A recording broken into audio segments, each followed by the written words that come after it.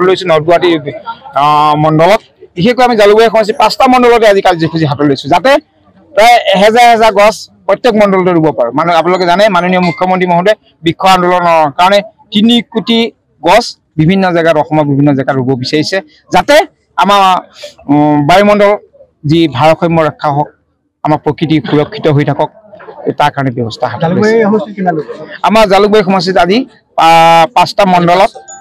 1000 কৈ 100 কৈ 500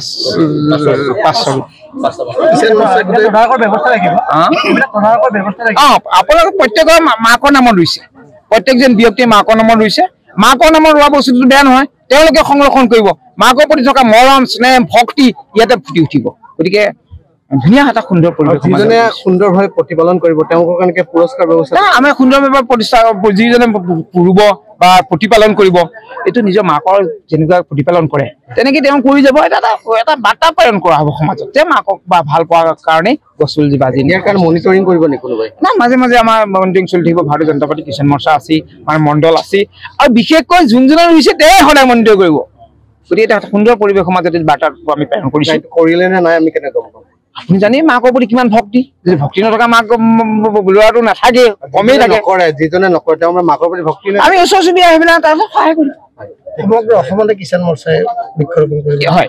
39খন আমাৰ সাংগঠনিক জিলা আছে প্ৰত্যেক জিলাতে 1000 পুলি ৰুই পেলাই মাননীয় মুখ্যমন্ত্ৰী যি বৃক্ষ অমৃত বৃক্ষ আন্দোলন এইটো আমি বিশেষকৈ তীব্ৰত কৰিবৰ কাৰণে বিচাৰিছোঁ ইয়াতে বৃক্ষৰোপণ কাৰ্যসূচীটো আমাৰ কৃষক মৰ্চাৰ মানে আণ্ডাৰত আমাৰ কৰা গৈছে প্ৰগ্ৰেমটো আমাৰ ৰঞ্জিত ভট্টাচাৰ্য ডাঙৰীয়া যদি অসুস্থ তাৰে মাজতে আজি 8 বজাতে আহি ইয়াত বৃক্ষৰোপণ কাৰ্যসূচী পালন কৰিলে আৰু সকলো মণ্ডল আমাৰ পৌৰসভা সকলো মিলি আমি ভাল লাগিল কাৰণ মাকৰ নামত আমাৰ সকলোৰে মাৰ নামত আমি এডাল গছপুলি ৰুলো সেইটো কাৰণে ভাল লাগিছে যে আমি মাৰ নামত যেতিয়া ৰুইছো আমি সকলোৱে গছডাল হয়তো সদায় চাবলৈ আহিম সদায় তাত পানী দিম প্ৰতিপালন কৰি গছডাল যাতে আমি ডাঙৰ কৰোঁ সেইটোৰ বাবে ভাল লাগিল আমি যেতিয়া মাক মৰম কৰোঁ আমি গছপুলিডালকো তেনেকৈ মৰম কৰি সাৰ দি বা আমি পানী দি ডাঙৰ কৰিব লাগিব গতিকে এই প্ৰগ্ৰামটো বহুত ভাল লাগিল